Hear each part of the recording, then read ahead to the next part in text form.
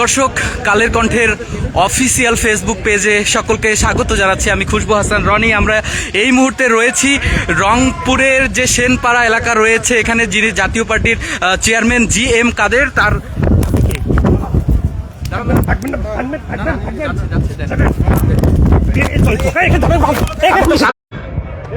দেখছেন যে জাতীয় পার্টির যিনি চেয়ারম্যান GM কাদের, তার বাসায় কিছুক্ষণ আগে এখানে দুর্বৃত্তদের হামলা ঘটেছে, যার ফলে তার বাসার যে গ্লাস সেগুলো কিন্তু ভেঙেছে।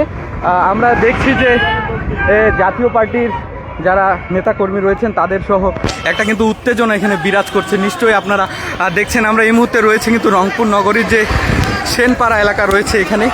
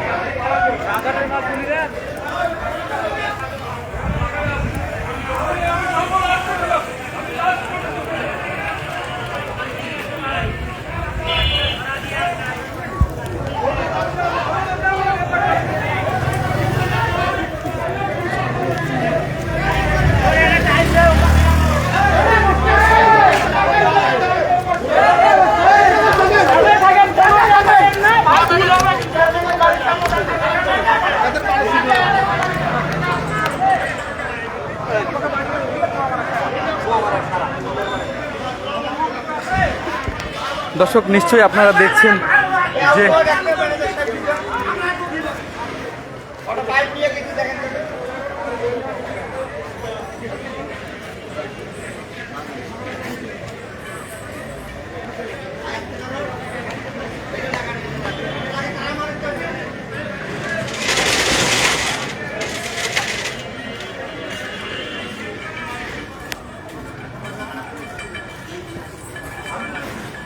ভাইয়া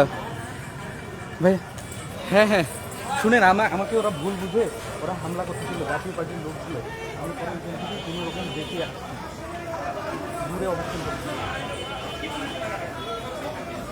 ভাইয়া, হ্যালো ভাইয়া, হ্যাঁ ঠিক আছে আচ্ছা আচ্ছা।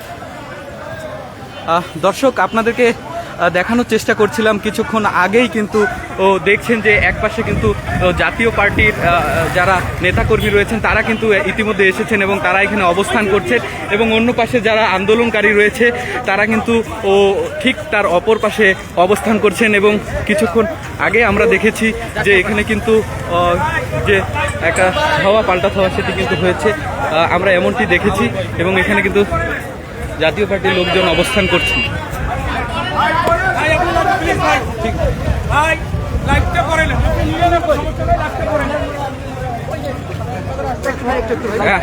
এখানে জাতীয় পার্টির যিনি co chairman Mostafa, mayor Mostafa, তিনি রয়েছেন, আমরা একটু তার কাছে শুনবো। হ্যাঁ, কি হয়েছে, কি ঘটনা ভাই? আমরা তো আসলাম পরে, কি দেখলেন? এখন দেখলাম যে ঢিলাঢিলি করছে। হ্যাঁ, তারপরে তোমার কোথায় ঢিলাঢিলি করতেছে? আপনাদের ভূমিকা কি? আমাদের তো খবর তো আমরা এখন পাইলাম, আমরা তো কিছুক্ষণ আগে চলে আসলাম, সবাই তো আর দেখার জন্য আসলাম, হঠাৎ করে এটা করছে, এই জন্য আসলাম। আমরা দেখতেছি এনসিপি তাদের সঙ্গে আরো তাদের সম্ভাবনা কিছু আছে। কি হয়েছে এখানে?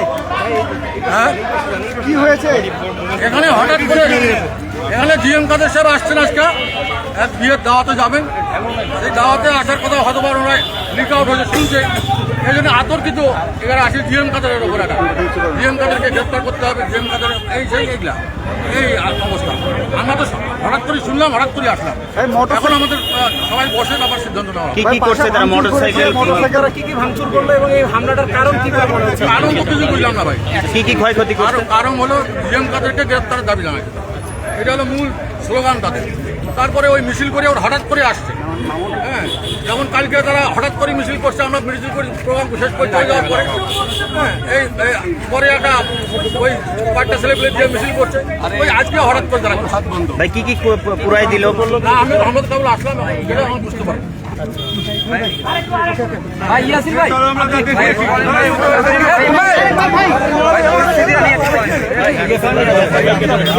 দর্শক আমরা এখন দেখছি যে জাতীয় পার্টির যিনি তার সঙ্গে কথা বলছি। তারপর আমরা যখন শুনলাম যে বৈষম্যবিরোধী ছাত্র আন্দোলনের নেতারা ডিএমকাদেরকে গ্রেপ্তারের জন্য ওরা প্রেস ক্লাবের সামনে অবস্থান নিচ্ছে, আমরা এই কথা শুনে আমরা পার্টি অফিসে অবস্থান নিচ্ছি। পার্টি অফিস থেকে ততক্ষণ আমরা যখন পার্টি অফিস থেকে বের হওয়ার আগেই শুনলাম যে এখানে তারা হামলা করেছে ডিএমকাদের সাহেবের বাসায়। এটা বৈষম্যবিরোধী ছাত্র আন্দোলন এবং এনসিপির লোকজন ছিল, সাথে অন্য রাজনৈতিক দলের লোক ছিল আমরা শুনলাম। সেটা আমরা সঠিক জানি না, আমরা আপনারা অনুসন্ধান করে বের করেন যে অন্য রাজনৈতিক দলের লোকও ছিল। তারা সংঘবদ্ধ হয়ে আমাদের জিএম কাদের সাহেবের বাসায় হামলা করছে। তাহলে আমরা সংঘবদ্ধ, আমরা সুস্থ রাজনীতি করতে চাই। সুস্থ রাজনীতি রংপুরে আমরা আগুন জ্বলা যাবে। রংপুরে আগুনটা জ্বললো, এই আগুন নেভানো যারা জ্বালিয়েছে তারা নেভাতে পারবে না এই আগুন। বাসায় আছে, উনি বাসায় আছেন, আমরা এখনো যাইনি যে যাবো এখান থেকে বাসায়। এটা তো জানি না, আমরা কেবল তো আমরা তো আপনাদের সামনে আসলাম। ভাইয়া কি কি ভাঙচুর করলো পুরাই দিল কি কি? না, আমরা তো কেবল আপনাদের সামনে আসলাম, আমরা তো কেবল আসলাম। কি হামলা করবেন সেটা আমরা দেখি, আমরা দেখে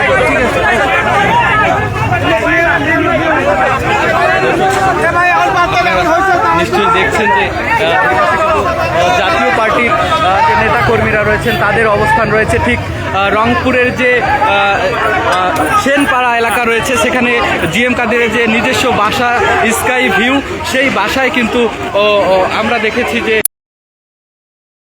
কালের কণ্ঠের মাধ্যমে আপনাদেরকে সরাসরি দেখানোর চেষ্টা করছি। এর আগে আমরা যেমনটি দেখেছি ও এই বিভিন্ন স্লোগানে তারা এদিকে এগোচ্ছিলেন, ঠিক এর পরপরই কিন্তু আপনারা দেখছেন যে এরপরই কিন্তু তাদের মাঝে একটু পাল্টা ধাওয়া সংঘর্ষের ঘটনা ঘটে এবং এই মুহূর্তে পরিস্থিতি কিন্তু অনেকটা থমথমে অবস্থায় রয়েছে। নিশ্চয়ই আপনারা কালের কণ্ঠের মাধ্যমে দেখছেন।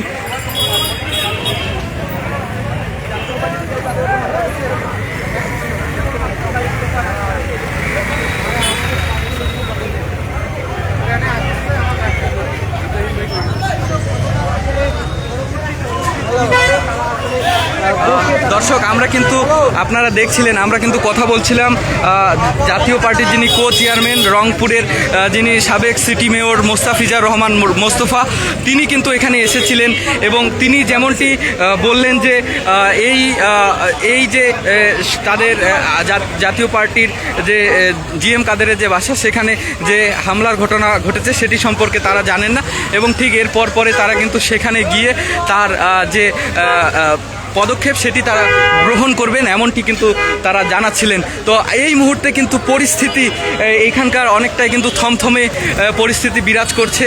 একদিকে কিন্তু জাতীয় পার্টির বিভিন্ন অঙ্গ সংগঠনের যে নেতাকর্মীরা রয়েছে তারা কিন্তু ইতিমধ্যে যে জিএম কাদের রয়েছেন তার যে স্কাই ভিউ বাসা রয়েছে সেখানে অবস্থান করছেন এবং অপরদিকে ঠিক গ্র্যান্ড হোটেল মোড়ে, রংপুরে যে গ্র্যান্ড হোটেল মোড় রয়েছে এখানে কিন্তু অবস্থান করছেন যে শিক্ষার্থীরা।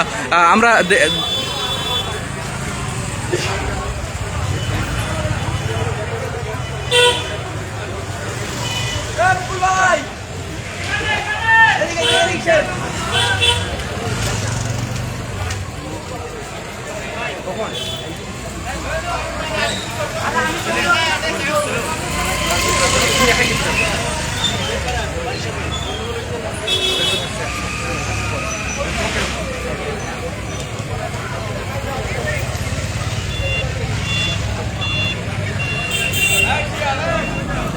দর্শক নিশ্চয়ই আপনারা দেখছেন যে এই মুহূর্তে আমরা কিন্তু জাতীয় পার্টির যে চেয়ারম্যান জিএম কাদের তার বাসায় কিন্তু একটু যদি আপনাদেরকে দেখানোর চেষ্টা করি এখান থেকে, নিশ্চয়ই দেখছেন যে ইতিমধ্যেই জাতীয় পার্টির বিভিন্ন অঙ্গ সংগঠনের যারা নেতাকর্মী রয়েছে তারা কিন্তু ইতিমধ্যে এখানে এসেছেন এবং তারা আজকে তাদের যে অবস্থান সেটি কিন্তু তারা করছেন এমনটি কিন্তু দেখছে এবং এই মুহূর্তে কিন্তু পরিস্থিতি অনেকটাই কিন্তু থমথমে পরিস্থিতি বিরাজ করছে।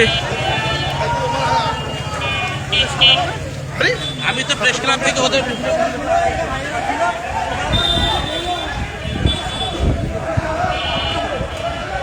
দর্শক দেখছেন যে এটি কিন্তু রংপুরে যে স্কাই ভিউ বাসা জিএম কাদেরের সেটি, এবং এখানে নিশ্চয়ই দেখতে পাচ্ছেন যে হামলার কারণে যে তার বাসার যে জানালা সেগুলো কিন্তু ভেঙেছে, এবং সেই জিএম কাদের নাম হোসেন মোহাম্মদ এরশাদের ভাই। সেই সাথে আমরা দেখছি যে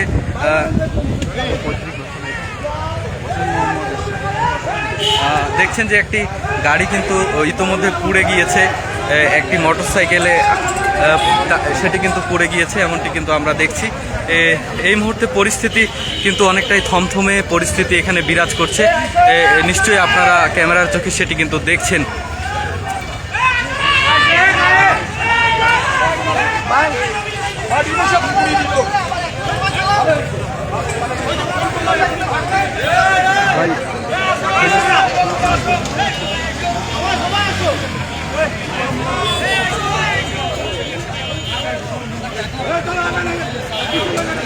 দর্শক, একটি বিষয় যদি আপনাদেরকে আমি জানিয়ে রাখি যে এই স্কাই ভিউয়ের যে বাসাটি, সেই বাসাটিতে আজ কিন্তু বিকেলে জাতীয় পার্টির যিনি চেয়ারম্যান গোলাম মোহাম্মদ কাদের তিনি কিন্তু এসেছিলেন এবং সাংবাদিকদের সঙ্গেও তিনি কিন্তু কথা বলেছিলেন।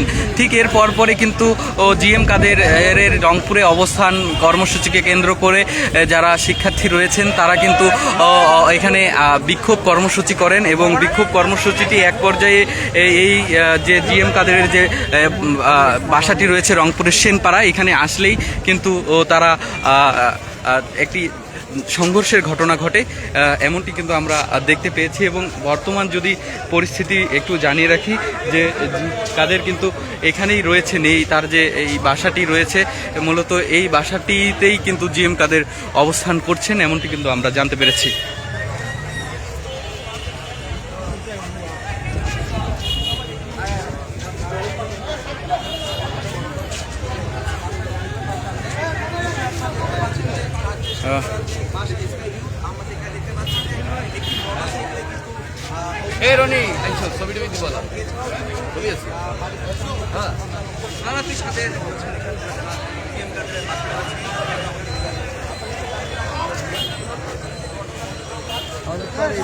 সাজায় না সবাই উপাসে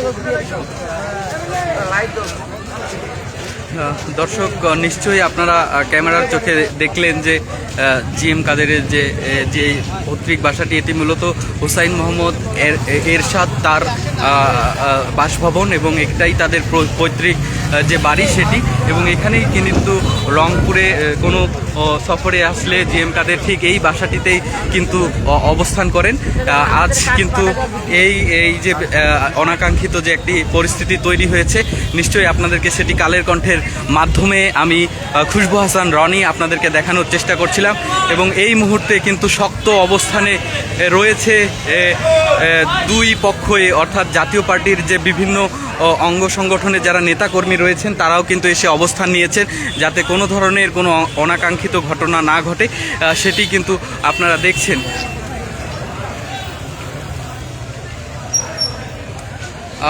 এবং একটি বিষয় যদি আমি আপনাদেরকে বলে রাখি, এর আশেপাশে যে ঠিক যে দোকানপাটগুলো রয়েছে সেগুলো কিন্তু বন্ধ হয়ে গিয়েছে, এবং বন্ধ করে তারা কিন্তু দোকানিরা চলে গিয়েছেন। এবং আমরা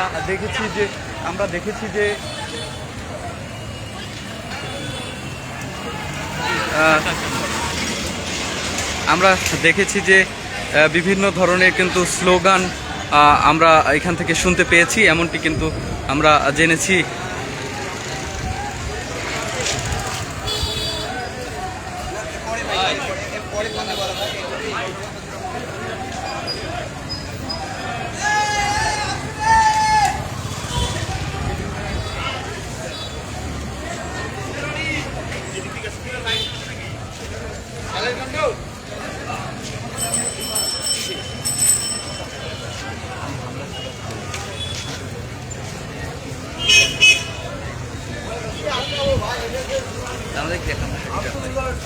দর্শক, আমরা কিন্তু দেখছি যে এখানে জাতীয় পার্টির পাশাপাশি রংপুরে যারা স্থানীয় গণমাধ্যম কর্মী রয়েছেন তারাও কিন্তু এসেছেন এবং তারাও কিন্তু বিষয়গুলো দেখছেন।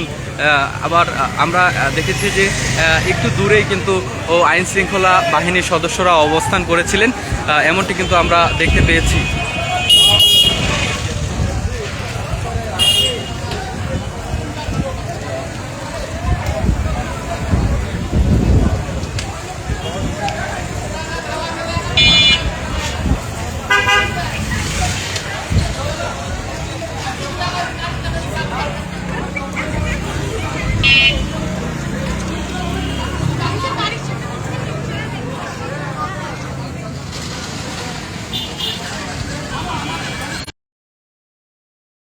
যে রংপুরে যে সেনপাড়া এলাকায় রয়েছে এখানে জাতীয় পার্টির যিনি চেয়ারম্যান জিএম কাদের তার বাসায় কিন্তু হামলার ঘটনা ঘটেছে এবং সেই নেতাকর্মীরা কিন্তু এখানে অবস্থান নিয়েছেন। তো সব মিলিয়ে এতক্ষণ আমি যুক্ত ছিলাম রংপুর থেকে খুশবু হাসান রনি, আপনাদেরকে দেখানোর চেষ্টা করছিলাম। আপনারা সাথেই থাকবেন, পরবর্তীতে আমরা আবারও হয়তোবা লাইভে এসে আপনাদেরকে সরাসরি দেখানোর চেষ্টা করব।